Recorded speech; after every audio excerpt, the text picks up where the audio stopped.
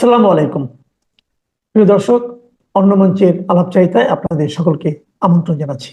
সম্মানিত দর্শক, বাংলাদেশের রাজনীতির কিংবদন্তির ব্যক্তিত্ব বেগম খালেদা জিয়া, তিনি নিদারুণ অসুস্থ এবং মনে করা হচ্ছে যে তিনি জীবন মৃত্যুর সন্ধিক্ষণে। এই সময়টিতে যা হয়, বাঙালির আবেগ খুব মারাত্মক আকার ধারণ করে। যারা কখনো বিএনপি করেননি কিংবা বেগম খালেদা জিয়ার যে কঠিনতর মুহূর্তগুলো ছিল, তখন তার নামও উচ্চারণ করেননি। তার বাড়ির সামনে যখন বালির ট্রাক দেওয়া হয়েছিল, তিনি একা একা যখন তার কাজের মেয়ে রহিমাকে নিয়ে তিনি বিতণ্ডা করছিলেন পুলিশের সঙ্গে, ঠিক সেই সময়টিতেও যে সকল লোক সেই গুলশানের ধারের কাছে যাওয়া তো দূরের কথা, ওখানে যাওয়ার কথা কল্পনাও করতে পারেননি, সে সকল মানুষ এখন জিয়া পরিবার, বেগম জিয়া, তারেক জিয়া, তাদেরকে নিয়ে তাদের যে দরদ, আকুতি এবং যে সকল আপত্তিকর কথাবার্তা তারা বলার চেষ্টা করছেন, মানে এগুলো দেখলে অঙ্গ জ্বলে যায়, না সহ্য করা যায়, না চুপ থাকা যায়। বাস্তবতা হলো যে একটি রাজনৈতিক পরিবার, তাদের জন্ম, মৃত্যু, তাদের কর্মকাণ্ড, প্রেম, ভালোবাসা, বিয়ে, শাদী সবকিছুর সঙ্গেই রাষ্ট্র, রাজনীতি এবং রাজনীতির গতি প্রকৃতি নির্ভর করে। রাজনীতিতে যারা খুব আবেগ দেখানোর চেষ্টা করেছেন, তারা সবাই মরেছেন। বাংলাদেশে গত 14 মাসে যা কিছু হয়েছে, আমি বেশ কয়েকবার যেটা বলার চেষ্টা করেছি সেটা হলো, যদি জনাব তারেক রহমান সাহেব 2024 সনের আগস্ট মাসের 5 তারিখ থেকে আগস্ট মাসের 8 তারিখ এই 3 দিনের মধ্যে আসতেন, তাহলে সমস্ত বাংলাদেশ তার নিয়ন্ত্রণে থাকত এবং তিনি যাকে ইচ্ছে তাকে প্রধান উপদেষ্টা বানাতে পারতেন এবং তিনি 2024 সনের নির্বাচনে তিনি প্রধানমন্ত্রী হতে পারতেন এবং তার কথা মতে 2024 সনের নির্বাচন হতো। 2 নম্বর হলো যে তিনি যদি বাংলাদেশে আসতে চাইতেন, তাহলে 2024 সনের আগস্ট মাসের 5 তারিখ থেকে 15 তারিখ পর্যন্ত, 15 আগস্ট পর্যন্ত 32 নম্বর বাড়ি ভাঙার আগ পর্যন্ত পুরো পরিবেশ পরিস্থিতি তার নিয়ন্ত্রণে ছিল। বাংলাদেশ তার জন্য নিরাপদ ছিল এবং তিনি ওই সময়টিতে আসলে অনেক কিছুই ঘটতো না এই বাংলাদেশে। তিনি সেই সময় আসেননি, আসতে পারেননি, আসার জন্য তাকে বলা হয়নি, হোয়াট এভার মেবি। কিন্তু সেই 15 আগস্টের পর থেকে এতগুলো ঘটনা ঘটে গেছে এবং সম্মুখ সারিতে এমন সব বিষয়গুলো নিয়ে আনা হয়েছে যেগুলো আকাশে বাতাসে ভেসে বেড়াচ্ছে। আপনারা জানেন যে গোয়েন্দা সংস্থাগুলো সবসময় ডবল এজেন্ট, ট্রিপল এজেন্ট নিয়োগ করে।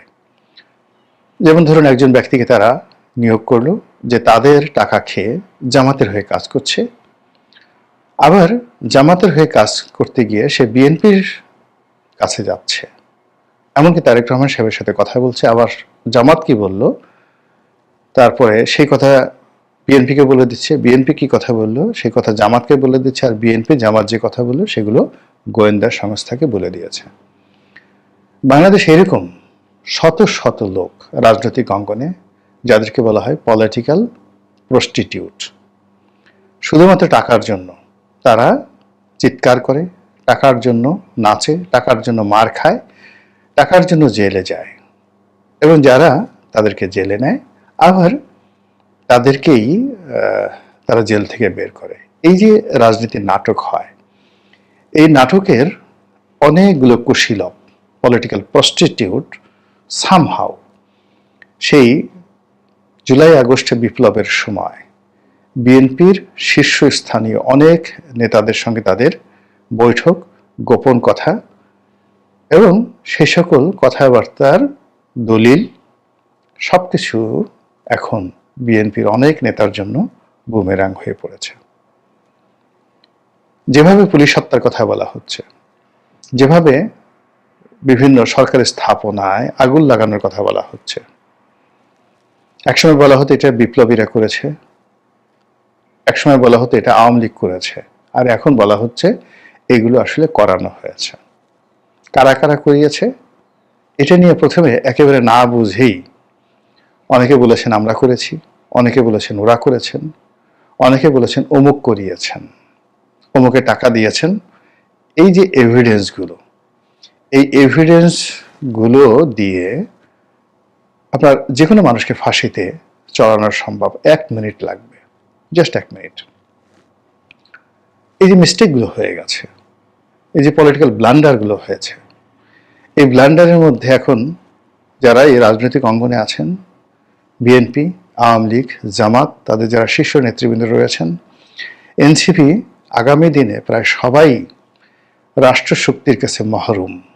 এই রাষ্ট্রশক্তি যদি মনে করে রাষ্ট্রের জুডিশিয়ারি, রাষ্ট্রের ব্যুরোক্রেসি, মিলিটারি ব্যুরোক্রেসি, এগুলো যদি মনে করেন যে কাউকে ফাঁসাবেন, প্রায় সবাইকে ফাঁসানোর জন্য পর্যাপ্ত দলিল, দস্তাবেজ, চাক্ষুষ সাক্ষী তারা এই পলিটিক্যাল প্রস্টিটিউটদের মাধ্যমে সেগুলো তৈরি করে রেখেছেন। এর চেয়ে আমি আর প্রকাশ্যে কিছু কিছু বলতে পারবো না।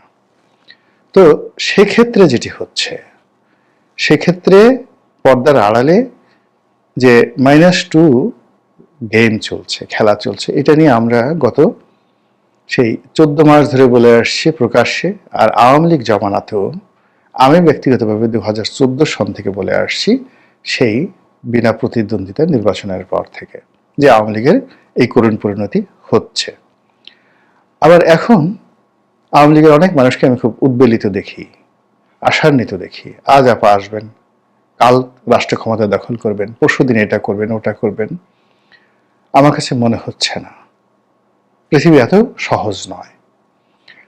বিএনপি তারেক রহমান সাহেব আজ আসবেন, নভেম্বরের প্রথম সপ্তাহে আসবেন, মানে গত 14 মাস ধরে বিএনপির যে সকল নেতা বলে আসছেন তারেক রহমান সাহেব আসবেন আসবেন আসবেন, যে সকল নেতা বলে আসছেন তারেক রহমানের জন্য বাড়ি ভাড়া করা হচ্ছে, যে সমস্ত বিএনপি পন্থী লোকজন প্রকাশ করে আসছেন এই যে 1 নম্বর বাড়ি ধোয়া মোছা হচ্ছে, এটা তারেক রহমান সাহেবের জন্য।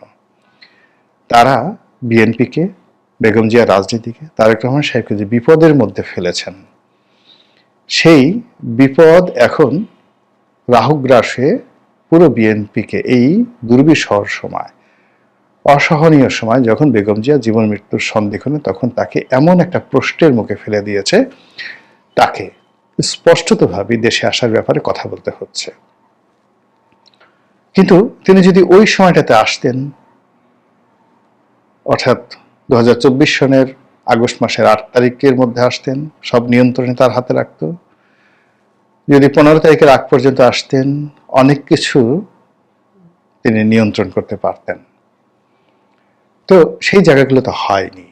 সেক্ষেত্রে তাকে যদি আসতে হয় বাংলাদেশে, রাষ্ট্রীয় প্রোটেকশন লাগবে। আর রাষ্ট্রীয় প্রোটেকশন তিনি তখনই পাবেন যখন তিনি বা তার দল এদেশে রাষ্ট্র ক্ষমতায় অধিষ্ঠিত হবে। তার আগ পর্যন্ত তিনি বা বিএনপির যে সকল শীর্ষ নেতারা এখন রয়েছেন এই বাংলাদেশে, ইনক্লুডিং সালাউদ্দিন সাহেব, মির্জা ফখরুল সাহেব, তারা অতীতের যে কোনো সময়ের চাইতে আরো বিপদ বিপত্তির মধ্যে আছেন। এটা হয়ে গেছে গত 14 মাসে। এবং বিএনপিটা যত বিপদ আছে তার সাথে আরো বেশি বিপদে আছে জামাত। এর কারণ হলো জামাতের সাথে ভারতের, আমেরিকার, পশ্চিমা শক্তির যে বৈরিতা রয়েছে, যে সন্দেহ রয়েছে, অবিশ্বাস রয়েছে, এটা কেবল তুরস্ক এবং পাকিস্তানকে দিয়ে জামাত দূর করতে পারে নাই, পারবে না।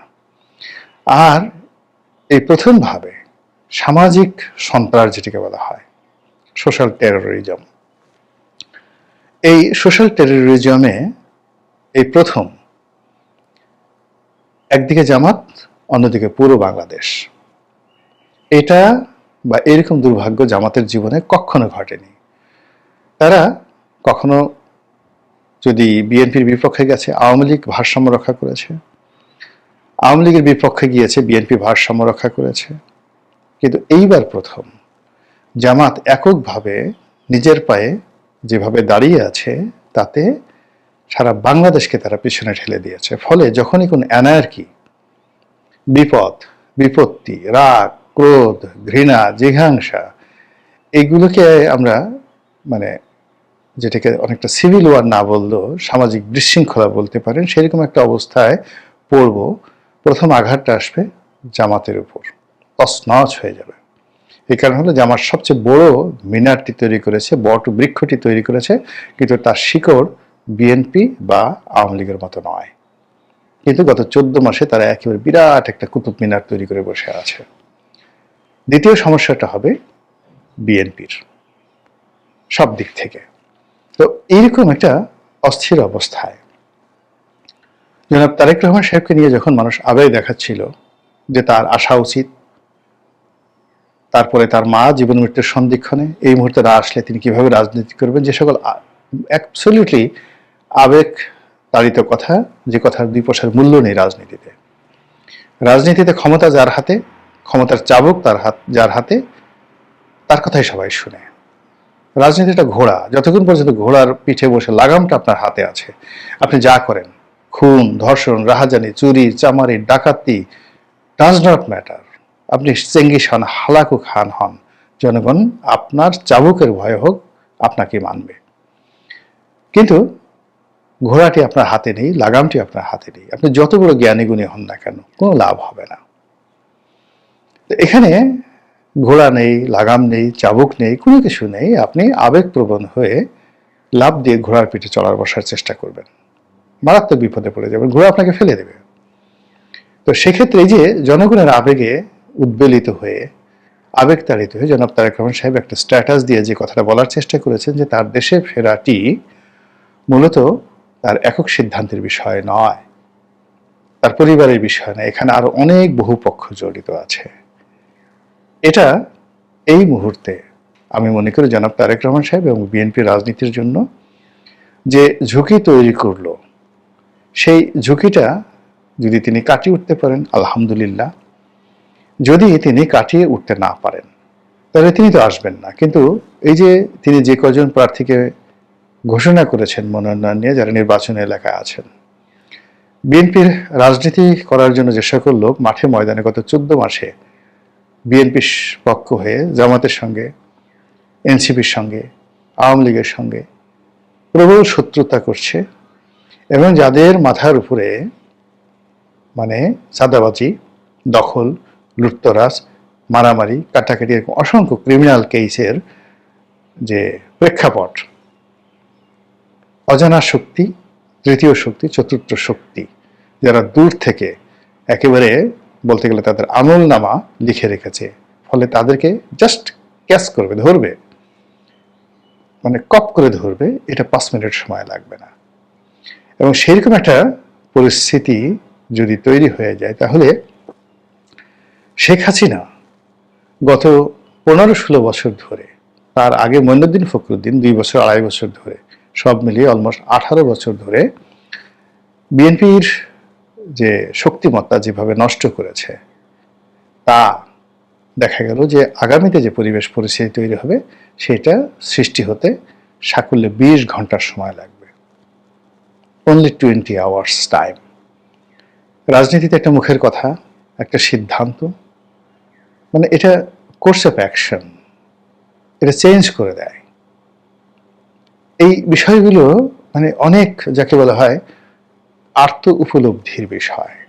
নেতাকে নিজের সিদ্ধান্ত নিতে হয়, অন্যের শেখানো বলি কিংবা অন্যের এক্সপেকটেশনের সঙ্গে কমপ্লাই করা, কিংবা পরিবেশ পরিস্থিতি অনুযায়ী সিদ্ধান্ত পরিবর্তন করা, এটা নেতার জন্য, যে কোনো একটা নেতার জন্য আত্মহত্যার শামিল।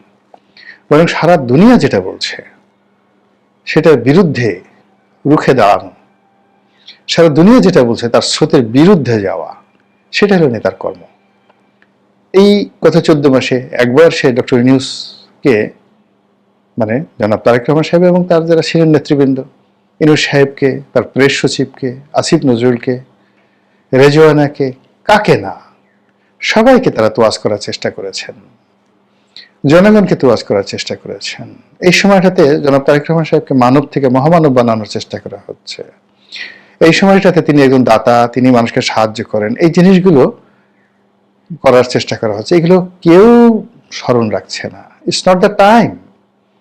টাইম হলো তারেক রহমান সাহেব যদি প্রধানমন্ত্রী হতেন, প্রধানমন্ত্রী হওয়ার পরে তার এই কাজগুলো করতে হবে গোপনে, কোনো প্রকাশ্যে নয়। আর এই কাজগুলো যারা প্রচার করবে তারা সর্বজন শ্রদ্ধেয়। যেমন বাইতুল মোকাররমের খতিব সাহেব একটা কথা বললেন, জাস্ট একটা উদাহরণ।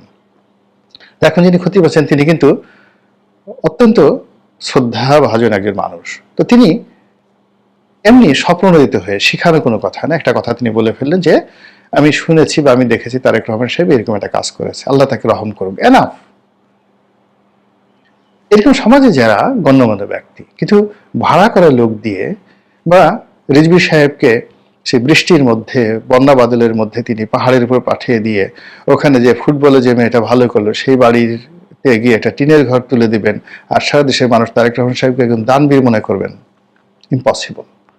এটা হবে না, হিতে বিপরীত হবে। বা ওই যে যে ছেলেটিকে বা মেয়েটিকে রাস্তায় ফেলে গেছে গায়ের রঙের কারণে, তাকে সাহায্য করবেন আর সেটা প্রচার হবে আর লোকজন মনে করবেন আহা উনি তো হাজী মোহাম্মদ মহসিন। এটা হয় না, এটা দুনিয়ার উল্টো জিনিস।